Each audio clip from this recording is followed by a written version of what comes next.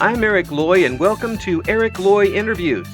On this podcast, we talk with folks from the VTuber community on their channels, their talents, their stories, where they come from, and their plans for the future. We are joined by Akhi Luta. Hi. Hello. Hey, I appreciate you coming on. Please introduce yourself to everybody. Hello, I'm Akhi Luta. I'm an Aklut VTuber. If you don't know what Aklut is, it's from Inuit Native First Nations folklore. Mm. I'm half Arctic wolf, half orca whale, and I'm a spirit. So Mm. I'm not a real creature. I'm like a ghost. Oh, it was funny. Like when I mentioned that it's from First Nations folklore, someone's like, "Don't you mean Native American?" And I'm like, Inuit. They're technically part of Canada. Yeah. I'm speaking with an extremely talented individual. Oh, thank you. And really, your vocal talent is amazing. I been listening to some of the stuff that you've been doing. When did you start getting into VTubing as a whole? I first learned about like VTubers on in the more broadly known sense, Mm-hmm. probably early to mid 2020 Mm-hmm. when some friends were mentioning it in a Discord chat. Though I was aware of Project Melody before then, Mm-hmm. but I didn't know her as like a VTuber. I just knew she was some person who used a anime model on Chatterbait and was pissing off all the cam girls. Yeah. Yeah, that's that's one way folks find out about her. Yes. But again, it's situations.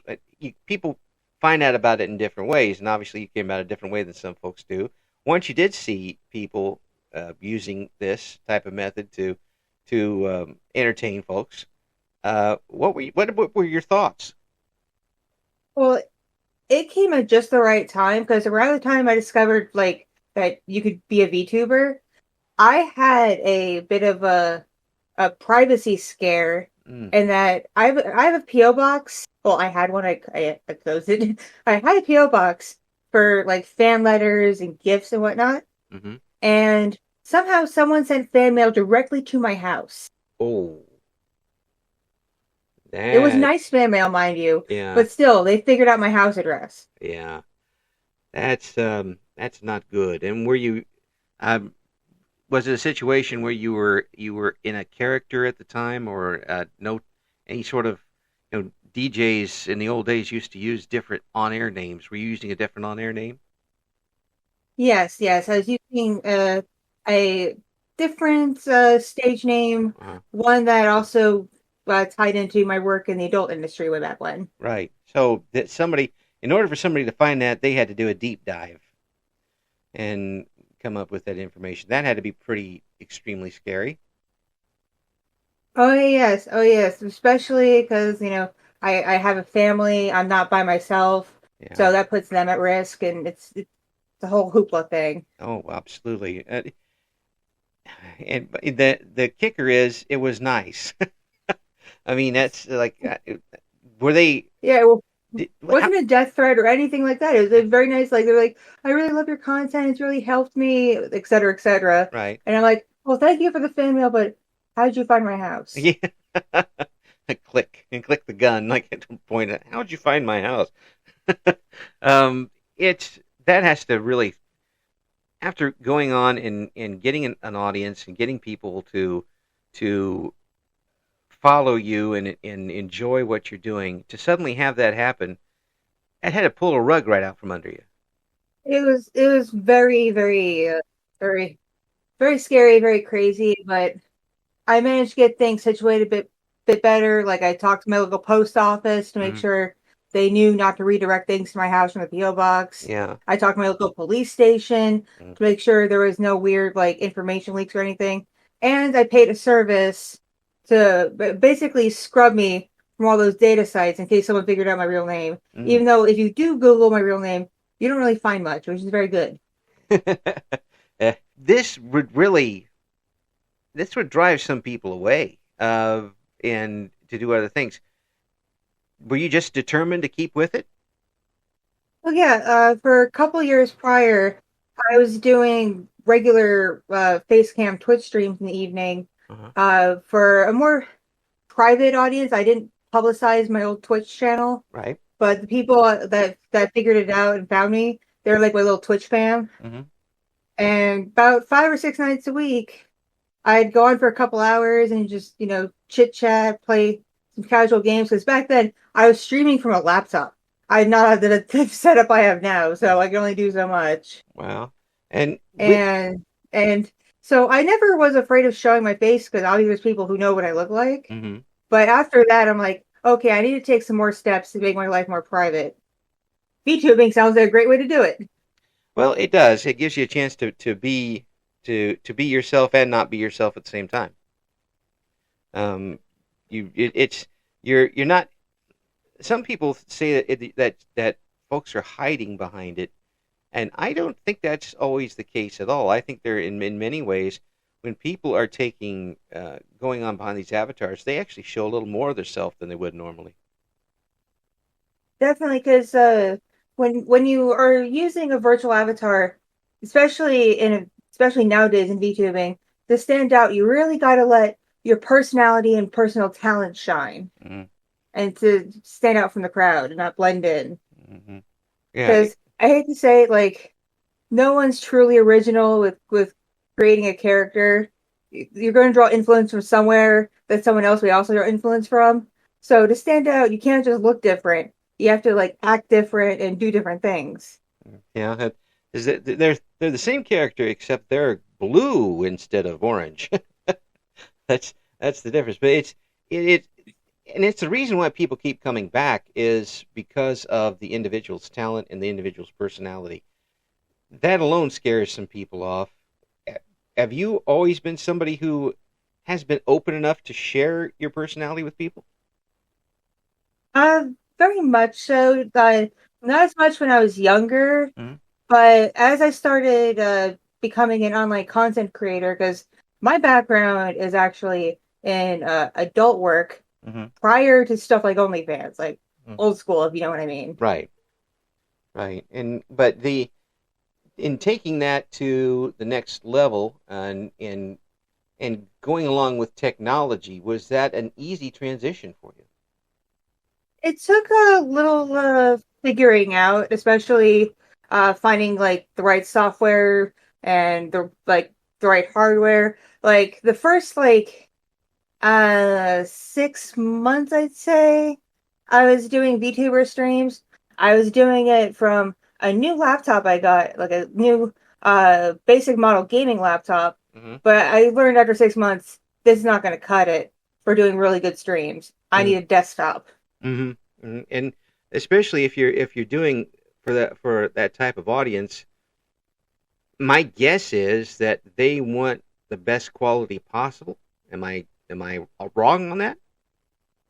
I know, and the thing is, though, my biggest frustration with doing VTubing from a laptop is how I had to like shrink all of my little app windows to fit them all on the screen so I could see them at the same time. Because sometimes I would do drawing streams, Yeah. so I'd have to like shrink the drawing program so I could see it. Make sure my VTuber capture app was still working. Make sure OBS was up and running. Yeah. Yeah. And all this on a laptop. I mean, not your super, five monitor gaming computer or anything along those lines. That's quite a bit of juggling. Did you have to basically learn all of this as you went, as kind of a self-taught way of how to handle this on the computer, I or literally taught everything myself. uh, I was aware there were some like tutorials on like YouTube and whatnot, yeah, but I have ADHD. mm-hmm. I ain't got the patience to sit through even a 5 minute tutorial. I'm like, no, I'll figure out my own. You just cut to the chase. No, I wanted to learn Live 2D to do rigging because I have a best friend who's a really talented artist, mm-hmm. and I was kind of figured maybe we could start a business where she could make the art half of the Live 2D models and I do the rigging. Mm-hmm. Well, I got the basic software for Live 2D Cubism. I open it up, I see all the different like toggles and settings and things you go through, and I'm like, oh hell no. just absolutely not. Turn but the fact is, even as you said, you kind of poor boy yourself a little bit with this because you are a multi-talented person. You're doing so many different things. You're doing ASMR content, streaming. You're doing some custom type things. You're doing live ASMR sessions, art, music background too. I Yes. mean, as So music's it, new. Music's very new. I'm still dabbling. yeah, but all of this. I mean, there's a lot of people who would be satisfied in being able to do one, and here you're pursuing all of them. That's pretty amazing. To quote the great YouTuber Jenna Marbles, I have the too much gene. I never know when it's enough. I keep going. Yeah, but we're the ones that get the benefit from it because we get to see and hear what you're up to, and that's the fact that you're willing to share with everybody these things makes me ask the question: how did you get over? Because a lot of people will do things for themselves, art, music, that type of thing. Did you ever have a problem saying, "Hey, this is what I've done. What do you think about it?" I initially when I first started making content, which was audio ASMR content that I posted to YouTube, Hmm. I was a little shy about it, and I didn't even think anybody would see it except the people I showed it to. Hmm. Because the first couple ASMR roleplay audios I did, I actually did to showcase my acting abilities for another job. Hmm. And I didn't have a good camera at the time to actually film myself, but I had a good microphone Mm. because I was at the time I was doing a Disney themed podcast with a friend of mine. Mm. So, do you- balancing all this stuff is amazing to me. I mean, it really it's like a layers of an onion. You do this, and then you pull it back, and there's another thing you're doing. There's another thing you're doing. Do you have like free time to do things? The thing I have between all the stuff I do online and then the fact that I have a family, I'm a mother. Uh, time to myself, maybe a couple times a year. Oh my gosh. Uh, you are. We hear you roar from here. That's pretty amazing to me that you're able to do this. And are you enjoying being online and doing all these different types of content? I enjoy it very much. I'll admit I do get bouts of burnout, which is very rough, but Hmm. that happens to all creators, especially when they've been at things for a long time. Right. I technically started making ASMR in fall of 2017. Mm. Yeah, that's some time ago. That was was it online? Was it custom type content or what was it? It was a combination of stuff posted to YouTube, custom orders people would do. I Patreon, so I Hmm. can make more spicy audio content to for paywall Hmm. to make some money. Yeah. Because I was only in the YouTube partner program for a couple months, and in those couple months, despite having over 800 videos on my channel at the time, I made like maybe $100 a month. Mm. That's a lot of work for not a whole lot. That's So the way I saw it though is that the stuff that I put on like YouTube, if I made the quality really good, it'd get people interested in what else I'd offer. They'd scroll through like my descriptions or my channel page hmm. and see like, oh, she has a Patreon, she has this, she has that. Oh, it costs money. Well, maybe it's worth a few bucks. Yeah, yeah. I mean, it's advertising in a way, and it brings people to see the general things of what you're able to do, and there's just so many of them. It's it's tough to stick with one thing because I'm a person. I don't like writing down questions for one thing. I like to react on what the guest says, but you have so many things to bounce off. I'm jumping back and forth like a fish out of water here because there's just too many things to talk with you about, which is wonderful. The ASMR audio content. Um, is that tough for you to do? Is it easy for you to do? Was it tough the first time you tried it? I'll admit I was a little bit nervous because I like many people. I don't like the sound of my own voice. So Hmm. I'd go back to edit, then make it into a video. Just hearing my own voice, I'm like, ah, ah, ah. But uh, after a few months, I got over it. yeah. Well, I mean, people obviously like it because they they come back. Um, Oh, it was crazy. The first couple audios I uploaded, again, I thought I did post them publicly, but I thought no one would find them. mhm. But after a week after they went up, suddenly I'd get email notifications, comments, and subscribers, and I'm like, "Who are you? How'd you find me?" There's And sometimes when word of mouth actually works, and you, and so like within a month, the first audio I ever uploaded like broke like 50,000 views, oof, that's which is pretty good for a channel that had under 100 subs. that's extremely good. That's good for anything. I don't care where you are, and especially the first thing you put up there. When you saw that number, did it make it a little easier to do a second one? It did inspire me to keep continuing because I'm like, oh, people like this. I should make more. Hmm. I should come up with new ideas. And the thing is, I never really listened to other creators' content because I didn't want their stuff embedding in my brain Hmm. and risk like copying them. Right, right. So do you write your own material? Yeah, majority of stuff I write myself. The only times I've commissioned a script, and yes, I do pay writers for scripts. I don't do free scripts because I think writers deserve, their fair dues as well. Hmm. Is for collabs because I don't have the patience to write down lines for more than one person. Mm. So if it collab, is it tough to do collabs in ASMR work?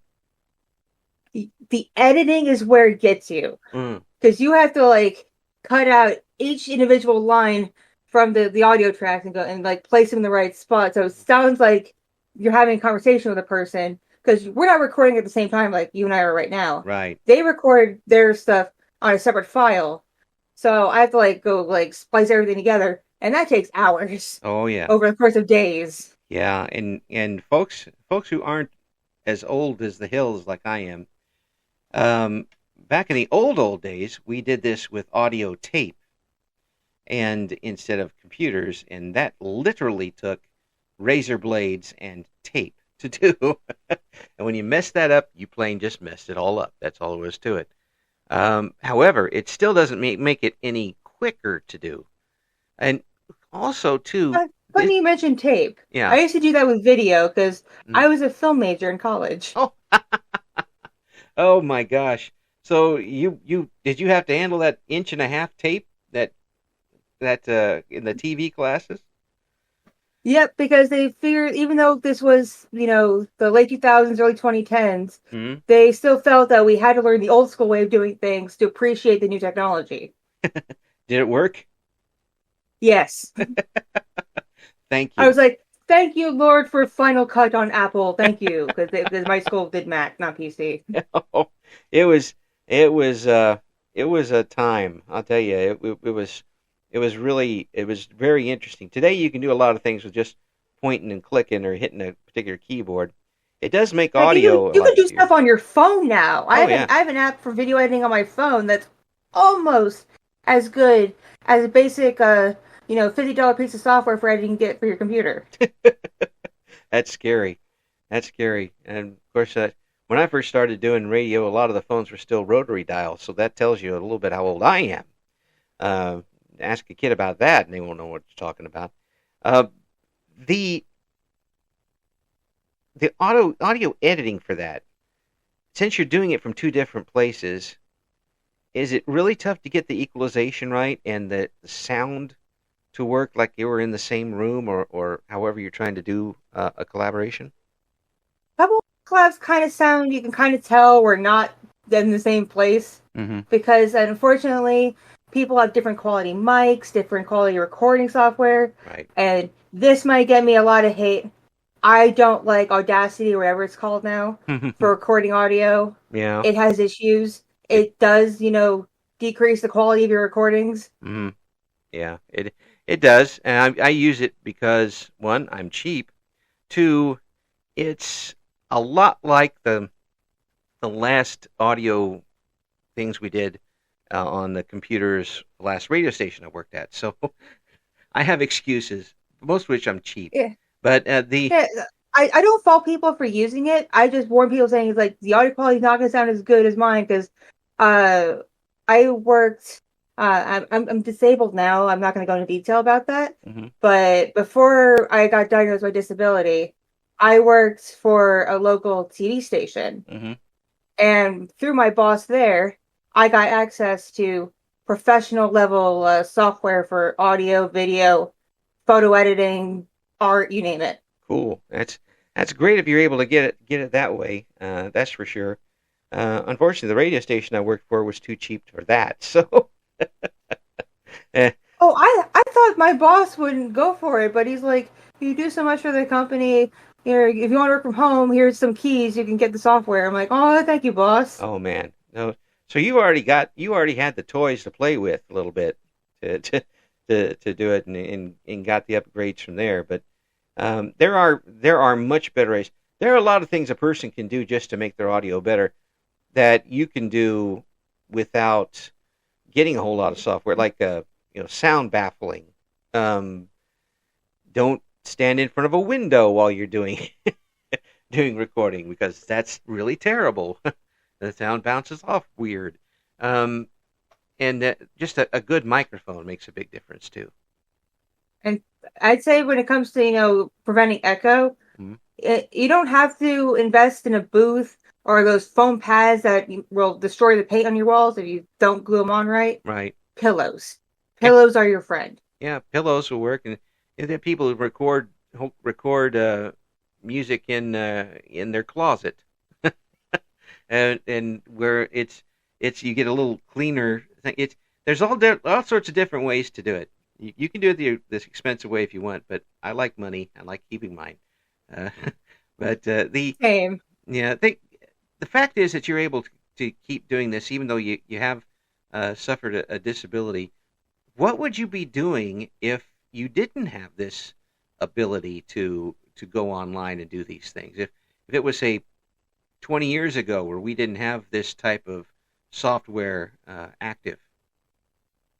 I'd be one of those disabled people kind of butt out of luck, Mm, unable to like get a lot of income other than like maybe SSI or disability. mm, And I don't qualify for disability anymore because I'm married. mm-hmm. And I Oh, don't know if you know this, if you get married, you waive the ability to get disability income from the government. is that the Canadian rule?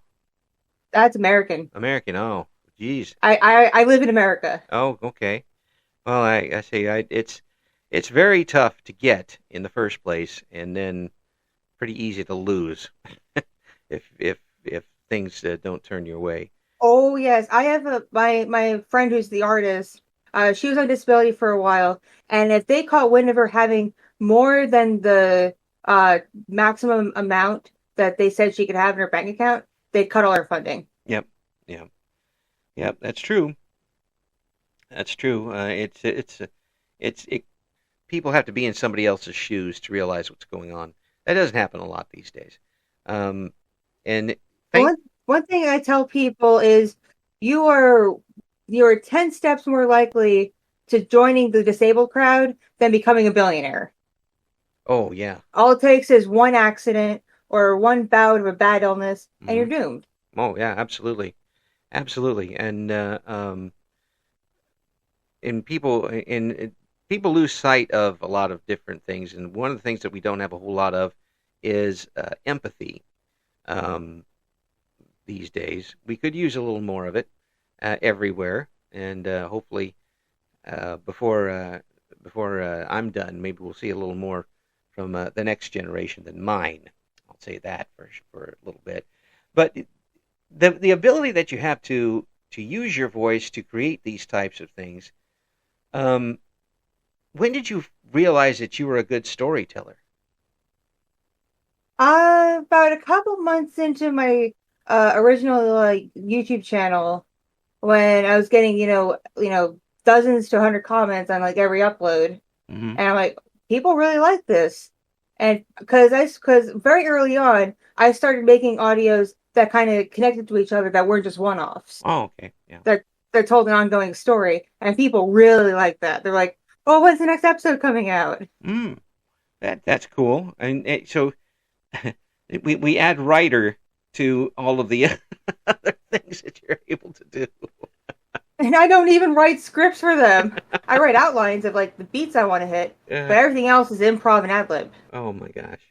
Um, Knowing that you do have this talent and having the confidence to show it to other people, when you take a look back at what you've been able to do, are you a little amazed by that? Oh yeah, it blows my mind.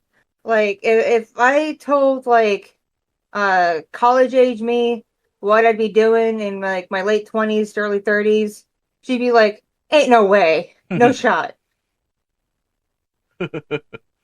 And when you got started with you know, all your streaming and your content, did you think that even though things have happened to you, obviously off of the streaming scene, that you would get through that and still be able to provide quality content anyway? Oh yes, I've had my fair share of trial tribulations. I actually took a hiatus from all content creation from late 2019 to like late spring of 2020. Mm-hmm. I was pregnant with my second kid at the time, Mm-hmm. and that pregnancy was really rough on me, affected my mental health, and I didn't want that to affect the quality of my work. So Mm-hmm. I made an announcement, taking a hiatus. See you later. And Yeah. then I came back and I'm like, I'm back and I have a baby. Yeah. Did that change anything? Becoming a parent? Well, when I first started making content, I was already a parent with my oldest. Right. And so I would literally make content around their schedule. Mm-hmm. And so a few years later, I'm well into content creation. I got pregnant with my second kid, and that kind of just really affected me, so I took that hiatus. Mm-hmm. But I came back in full force. Is there a and this is one of those questions. If you want me to bug off with it, just tell me, because I understand. Later on, if your offspring finds some of your spicier content online, just happen to, um, are you prepared for that? Yes, because I get asked this all the time. I know it's a usual one, but I don't like asking it. Uh, But it's already kind of started my oldest, and the thing is we don't taboo sexuality in our household. mhm. It's we acknowledge it as like a part of adult life, something you do as a grown up, and so she understands that the stuff I make that's like that is for grown ups. Yeah, it's a that's a certainly that I understand that, and I certainly am glad that you've got that nailed down for your own sake, and because there, I'm sure you get top people asking that all the time, not just me, asking you stuff like that. Um, Oh yeah, especially with what the work I was doing before. It's like, what are you gonna do when you have kids? And I'm like, so what? They'll know their mom was hot.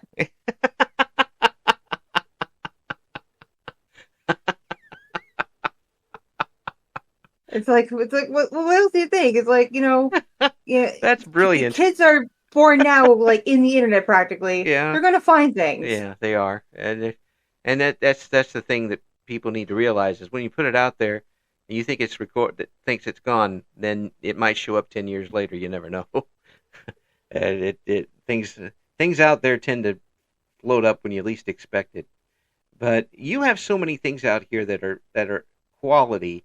That your talent is widespread.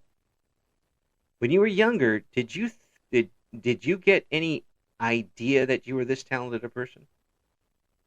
I had very low self-esteem when I was like even in elementary school Uh-huh. because like most kids, I was bullied for being a little different, a little weird. I was more of an artsy kid and a quiet kid Mm-hmm. and a bit of a teacher's pet. Mm. Yeah. So I got picked on quite a bit. And then middle school, I kind of became a goth, and that made me stand out because I went to a school with a lot of good Christian kids. Oh, yeah. Yeah, goth and that doesn't really always mix. Sometimes it And mixes, then, but not always. and during my middle school years, my family, we relocated to the south of the United States, what's called the Bible Belt. Uh, And I learned very quickly I should not have said what my cultural background is. I'm Jewish. mm, These kids were never exposed to a Jew before. yeah. So that was the learning experience for me. Mm, And and it's kind of funny how the world works. Now I'm kind of hesitant to say I'm a Jew yeah. because of what's going on in the world. Yeah. It it definitely it for reasons that are invalid when you consider if you really consider people as individual people, nothing like that is valid. Nothing that a general hatred like that is, or a being against or anything like that is valid at all. Um, but that requires thinking on a different level, I suppose. And we don't do a lot of that either around here, unfortunately. Um, Oh yeah, oh yeah. I did some of my old ASMRs were done in Hebrew mm, for my granted not very big, but I had a decent audience in Israel, mm-hmm, and so I made up a character and a little story, and I did the audios in Hebrew, and they really appreciated that. Well, cut to a few years later, all the hate comments. I had to turn comments off, and I privated the videos. oh my gosh. Because they found them years later and then decided to turn on the attack dogs, huh? Yep, yep, yep. Yeah. That's, again, that type of stuff Because is. the character was supposed to be motivational for IDF soldiers. Because in Israel, if you are a Jew, you are conscripted to the military mandatorily at 19 years old. Yeah. So there's a lot of young adults who are thrown into this life who may need some comfort and guidance. Hmm. Hmm. Yeah. It's It's not like America where it's a choice. It's yeah, not a choice in Israel. yeah. It didn't used to be a choice in the United States, but Oh yeah, but now it is. The young people these days are lucky in America. yeah, yeah. And I was among the first few that did the selective service sign up instead of having to worry about a draft, which I was very pleased for. But my parents, my father, had to deal with that, and it wasn't that long ago. Um, right now, what do you want to do with your channel? I mean, have you got a goal that you want to do other than Uh, enjoying yourself? well, when it comes to YouTube, I currently have like no YouTube presence currently because things have happened. Hmm. I am working on getting back on YouTube, but it's going to require a bit of work both on my end and a friend who's helping me out. Hmm. So it's going to be a lot of back and forth. Hmm. But hopefully, I'll be able to get back on YouTube and get content out there again. But it's going to be a lot more like careful because YouTube has been going crazy with ASMR, just like knocking it off the website. Oh yeah, yeah. They sometimes they just get into phases where they just get rid of things for a little while, and then they ignore it for a while again, and the damage is already done with a lot of stuff, and you've already felt that damage with so many things that were knocked off before. Uh, what makes you get back up on the horse? Well, if you want the honest truth, I miss having the advertising, so money. Mm. I need to pay bills. Yeah, yeah, but it still sounds like you've still got the belief in yourself and what you're doing to do it. Um, a Oh lot yes, of I've got a lot of stories to tell still that I wanted to tell before that and then things happened that I still want to continue keep doing. So I still have the inspiration, I still have the drive. Just gotta get the tools to back together. mm, well, I can tell you this that you've got all of the drive necessary to do what you want to do with it, and the talent behind it too. There is a website, akiluta.com. We're going to have all of the links that we were able to find that we can put in there for you, so people can find out what Akhi Luta's got going on from Oh, the ASMRs and can more. can I quickly hawk my merch? Certainly can. All right. With the company True Tuber merch, until I believe November 5th, Mm, you can pre-order exclusive Akhi Luta merchandise, which includes a Dakimakura body pillowcase, mm. a Opie 3D mouse pad, the kind with the squishies, a collection of stickers, a keychain, and this is very unique to VTuber merchandise, a Velcro hook and loop patch for tactical gear. Oh, okay, that's different. Where'd you come up with that? Well, I have a fair amount of supporters who are military adjacent who Mm, like to decorate their gear and their jackets and hats and whatnot with patches. So mm. I'm like, hell yeah, I'll make a patch. That's just wonderful. It's an absolute pleasure to talk with you, and it's so obvious that you have so much to share with everyone, and the fact that you're willing to do so uh, uh, despite a few things coming at you in the wrong way. I'll put it that way, in what you've had to overcome over the years. It says a lot about you. It says about a lot about your conviction and belief in yourself. That's a really good thing. Yeah, well, if I didn't believe in myself, who'd believe in me? So that's my mentality with that. Thank you so much for coming on. Oh, you're quite welcome. Thank you for having me. This has been fun. Thank you for listening to Eric Loy Interviews. Join us again next time when we talk to another member of the always interesting VTuber community.